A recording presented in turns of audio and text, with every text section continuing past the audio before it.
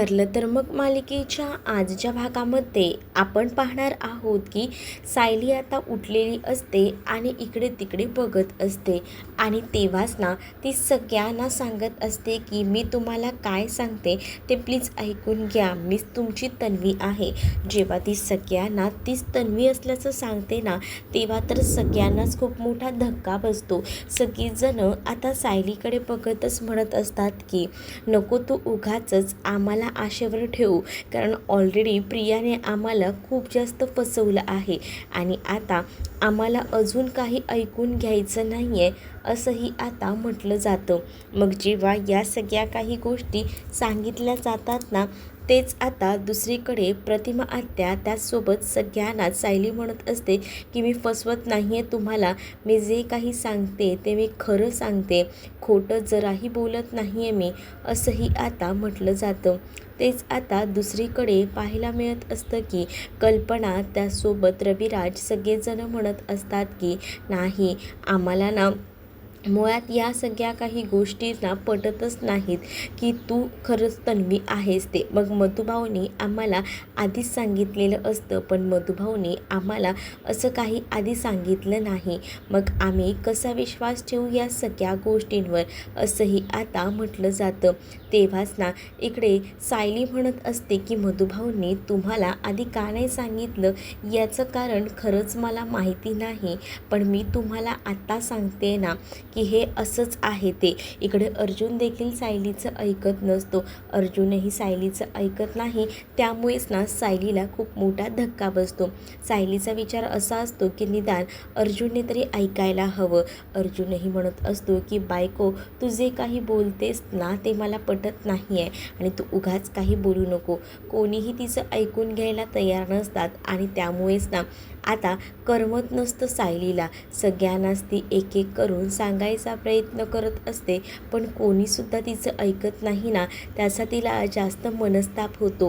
कारण तिला असं वाटत होतं की आपल्याला निदान बाकी कोणी नाही तर अर्जुन तरी समजून घेईल, पण अर्जुनने सुद्धा यावेळेला तिला समजून घेतलेलं नव्हतं. त्यामुळेच ना ती आता धक्क्यात होती. पण हे सगळं काही पडलेलं सायलीचं स्वप्न होतं. या स्वप्नातून सायली आता दचकून उठते. तेव्हाच तिच्या बाजूला सगळीजणं बसलेली असतात. मग तिला विचारतात सुद्धा की काय झालं आहे तुला, ओके तर आहेस ना तू, असंही आता तिला विचारलं जातं.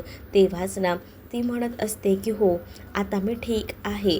मग तुला नेमकं झालं काय होतं, तुला चक्कर कशी काय आली होती, त्याचं कारण तर तू सांगितलंच नाहीस, तुला काय झालं होतं ते. त्यावर मला काहीच असं झालं नव्हतं, मी सहज म्हणून येत होते आणि मला कसं झालं काहीच कळलं नाही. मग आता सायलीला काही बोलायला देऊयाच नको आपण, त्यापेक्षा आपण ना सायलीला जास्तीत जास्त आराम देऊया, असं काहीसं म्हणणं अश्विनचं असतं. अश्विन आता सगळ्यांना समजावतो. सायलीला सांगितलं जातं की आराम कर. मग तेच आता सायली जी आहे ती मात्र आता म्हणत असते की मी जरा आराम करते. सायली आराम करते तोपर्यंत इकडे कल्पना म्हणते की आपण येत ना देव पाण्यात काढूया, देव जास्त वेळ झाले आपण पाण्यात ठेवले आहेत.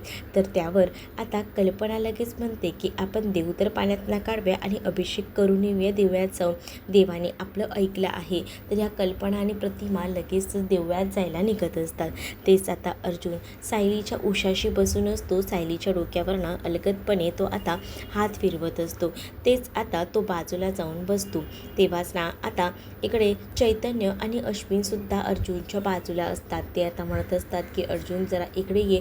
मग अर्जुन आता बाजूला आल्यानंतर चैतन्य अर्जुनला म्हणत असतो की तू ओके तर आहेस ना, ठीक आहेस ना, काही प्रॉब्लेम तर झाला नाही आहे ना, ते पहिल्यांदा सांग.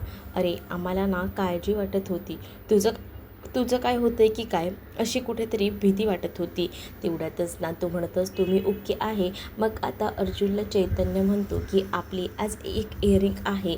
मग आता अर्जुनच्याही लक्षात येतं. मग तेव्हा चैतन्य म्हणत असतो की काय करायचं आहे. अर्जुन म्हणतो की नाही, केसला जाणं इम्पॉर्टंट आहे, मी येतो. आणि मग अश्विन तिथेच असतो. अर्जुन अश्विनला सांगतो की तू सायलीजवळ थांब, सायलीला काय हवं नको ते मग मला सांग, असंही आता अर्जुनने अश्विनला सांगितलेलं असतं. अश्विनही आता अर्जुनला म्हणत असतो की जा तू बिंदास, तर नको काळजी करूस, हेही आता म्हटलेलं असतं. मग तेच दुसरीकडे आता पाहायला मिळत असतं की या सगळ्या गोष्टी अशा होत असतानाच ना इकडे अर्जुन हळूच का होईना सायलीच्या डोक्यावर ना प्रेमानं हात वगैरे फिरवतो आणि त्यानंतर तो त्याची केस असते म्हणून तो तिकडनं जायला निघतो, कारण कामही तेवढंच इम्पॉर्टंट आहे जे की करायला हवं आणि यासाठी तो आता गेलेला होता.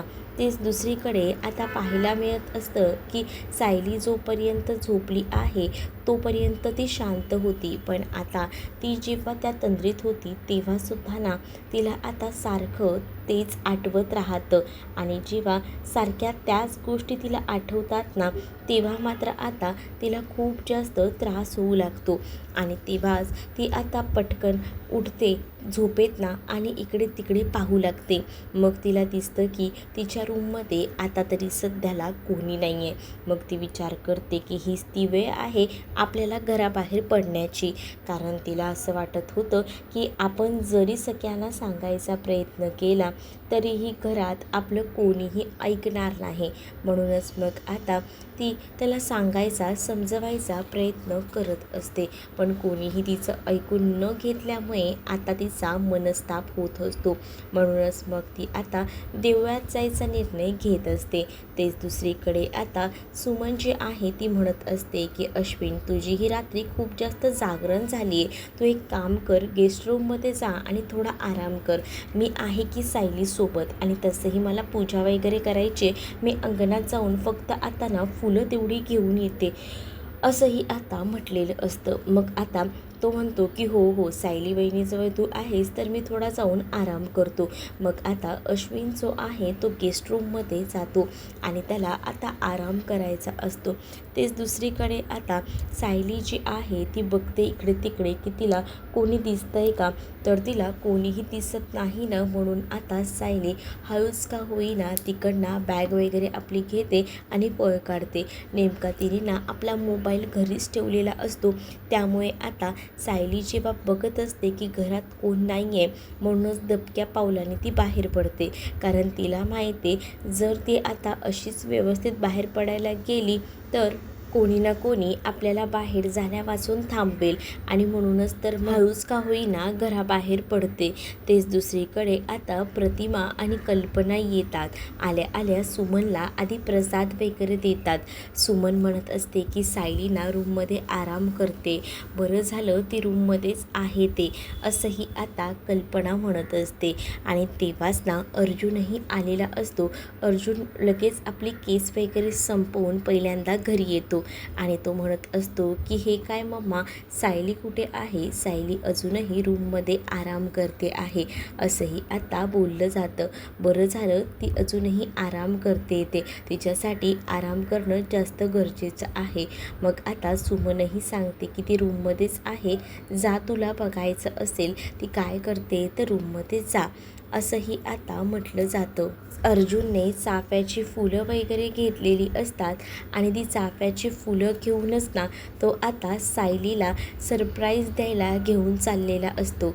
तो म्हणतो की ही फुलं घेऊन जाईल ना तेव्हा बायको तर एकदम खुशच होईल, एकदम प्रसन्न वाटेल तिला, हाही विचार आता तो करत असतो. पण तेव्हाच ना जेव्हा तो जातो तेव्हा पाहतो तर काय, इकडे आता सायलीच बेडरूममध्ये नसते आणि त्यामुळेच तर त्याला अजूनच टेन्शन येतं की सायली कुठे आहे. म्हणून तो सायलीच्या फोनवर कॉल करतो तर सायलीचा फोन हा घरातच असतो.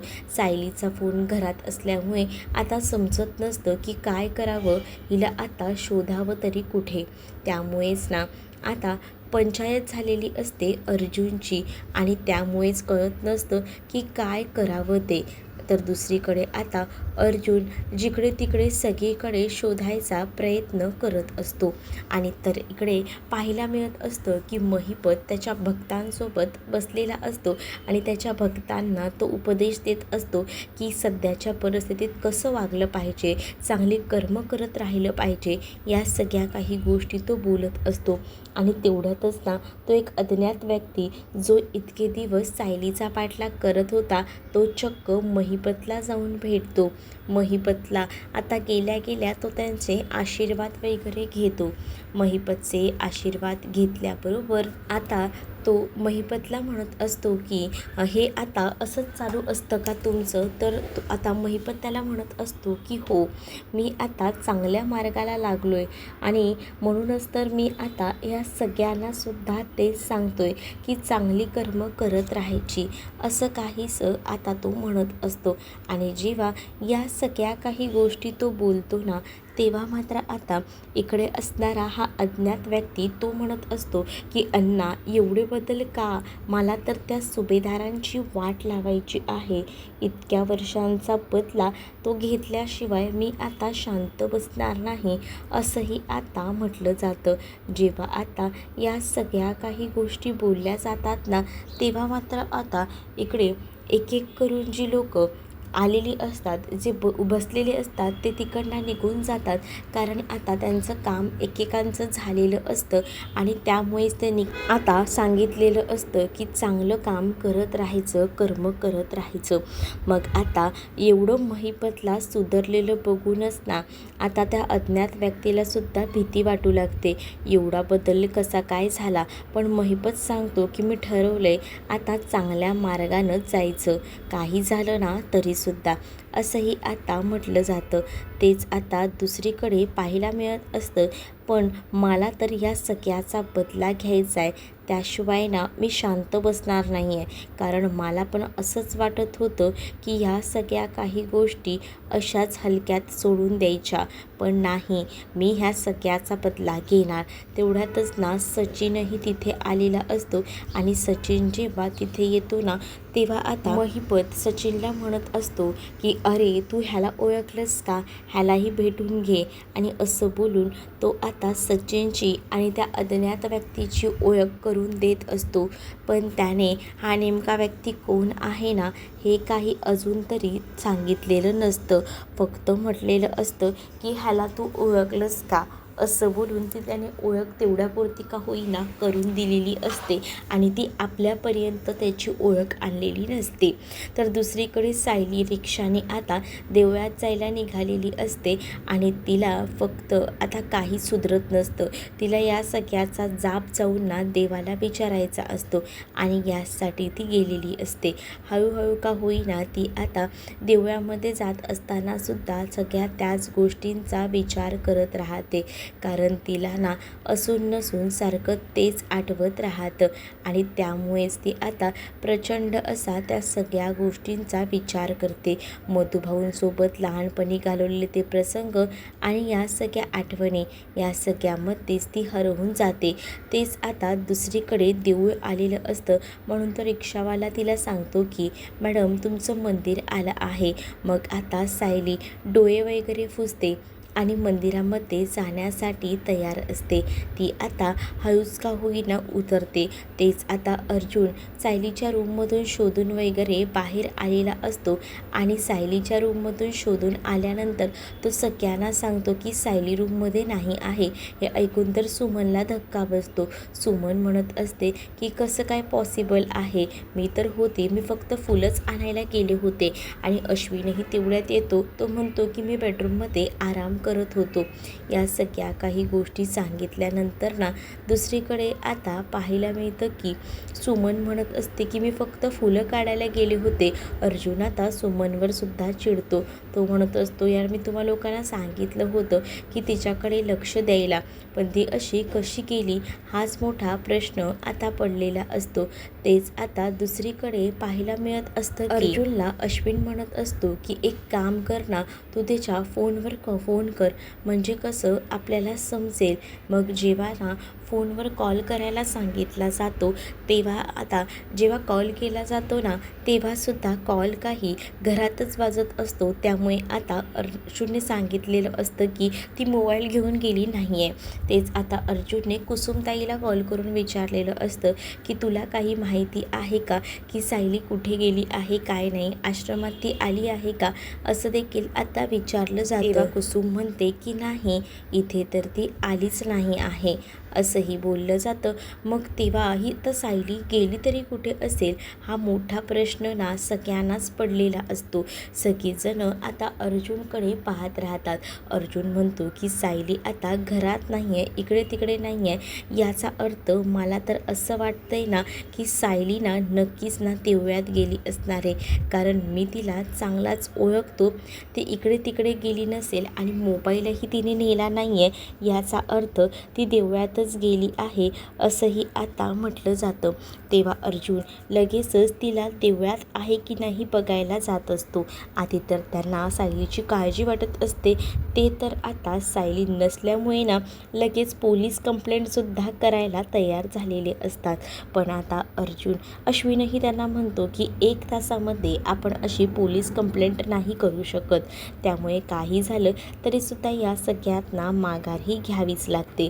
तेच आता दुसरीकडे पाहायला मिळत असतं की अस्मिता विचार करत असते, ओके तर असतील नाही सगळीजणं, काय वाटतं सायली बरी असेल का, असे नाही ते विचार ना मनामध्ये अस्मिताच्या येत असतात. मग ती कल्पनाला कॉल करायचा विचार करते. तेच आता त्याच्या फोनवर ना सचिनचा कॉल येऊ लागतो. सचिनचा कॉल आल्यामुळे तिला आता राग येतो. ती फोन कसाबसा कट करते. ती फोन कट करते तर आता इकडे विचार करत असते अस्मिता की ऑल ओके असेल ना, नाही तर ना काय झालं असेल, असे मनात सारखे विचार येऊ लागतात. तेच आता ती समजते की नाही, सचिन इकडे विचार करतो की हिच्याशी जर बोलणं झालं असतं तर बरं झालं असतं ना, निदान हिच्याशी बोलून तरी घेतलं असतं, तेव्हाच तर समजलं असतं काय खरं आणि काय खोटं ते. असाही विचार आता इथे असताना सचिन करत असतो. सचिनला कधी एकदा अस्मिताला गुड न्यूज देतो असं झालं होतं. मग आता इथे अस्मिताचा पुन्हा एकदा फोन वाजतो. अस्मिताचा जसा फोन वाजतो ना तसा आता अस्मिता कॉल रिसीव करते. तिला वाटतं सचिनचाच कॉल आहे आणि म्हणूनच मग ती आता त्याच्यावर भडकत असते. ती म्हणत असते, सांगितलं आहे ना मला तुझ्याशी बोलायचं नाही आहे. मग तिला सांगितलं जातं की मॅडम इंटरव्ह्यूसाठी तुम्हाला कॉल केला आहे, तुमचं CV सिलेक्ट झालं आहे यासाठी. मग आता अस्मिता त्यांची माफी वगैरे मागते, खरंच सॉरी, मला वाटलं दुसऱ्या कोणाचा कॉल आला आहे. मग त्यावर ती लोक आता अस्मितालासुद्धा बोलतात की इट्स ओके, चालून जातं, आणि असं बोलून आता ते अस्मिताला समजून घेतात. अस्मिता आता त्यांना म्हणत असते की इंटरव्ह्यूसाठी यायचं आहे का, ठीक आहे मी येते, तुम्ही फक्त मला लोकेशन पाठवा. तेच आता सायली ना देवळात गेलेली असते आणि सायली जेव्हा देवळात जाते तेव्हा आता तिला फक्त आणि फक्त देवीला जाऊन जाब विचारायचा असतो. तिच्या नशिबात नेमकं काय वाढून ठेवलं आहे ना हेच तिला विचारायचं असतं, आणि यासाठी ती देवळात गेलेली असते आणि देवी आईच्या समोर उभी राहून जोरजोरात घंटानाद करू लागते. जेव्हा आता ती जोरजोरात वाजवत असते ना तेव्हा मात्र आता सायली ही आता देवी आईकडे एकटक बघत राहते आणि तिचं म्हणणं हेच असतं की देवी आई तूच आता या सगळ्यातना मला सावर. मग आता जेव्हा ती जोरजोरात वाजवत असते तेव्हा ती देवी आईला सांगत असते की मला माझ्या प्रश्नांची उत्तरं दे देवी आई, काही झालं तरीसुद्धा, कारण मला असं वाटतंय ना की तूच मला भलं करू शकते, तूच मला सांगू शकतेस, प्लीज देवी आई तू माझ्या प्रश्नांची उत्तरं दे ना. असं बोलून तिने आता अक्षरशः हात जोडलेले असतात आणि देवी आईला विनंती करत असते, कारण तिला आता स्वतःचं सगळं सत्य म्हणजेच ती तन्वी आहे हे सांगायचं असतं. पण घरात जर आपल्यावर कोणी विश्वास नाही ठेवला तर मग काय करायचं हा विचार देखील आता केला जात असतो. तेव्हाच ना इकडे सायली जी आहे ती रडत देवी आईकडे हात जोडून प्रार्थना करत असते आणि म्हणत असते की तूच आता मला काहीतरी मार्ग सांग देवी आई, काहीतरी कर, असं म्हणून ती आता हात जोडते. तेच आता जोरजोरात ती घंटासुद्धा वाजवते. तेव्हाच ना आता ती चक्कर येऊन पडणार तेवढ्यात तिथं अर्जुन आलेला असतो आणि अर्जुन तिला सावरतो. त्याच वेळेला अर्जुनला सायली सगळी हकीकत सांगते की तिच्या बाबतीत नेमकं तिला काय काय जाणवत आहे. मग तन्वी आणि तिच्यामधलं साम्य, आणि तन्वी म्हणजे मीच आहे हेही ती सांगते आणि त्यामुळे अर्जुनलाही खात्री पडते. अर्जुन म्हणतो म्हणजे तूच तन्वी आहेस, आणि असं बोलून तिला आपल्या मिठीत घेतो आणि हा भाग इथेच संपतो. तर तुम्हाला हा भाग कसा वाटला आहे कमेंटमध्ये मला नक्कीच सांगा आणि अशाच नवनवीन भागांसाठी आपल्या चॅनलला सबस्क्राईब नक्कीच करा. चला तर मग भेटूया पुढच्या भागामध्ये. तोपर्यंत टाटा बाय. व्हिडिओ आवडला असेल तर लाईक करायला विसरू नका.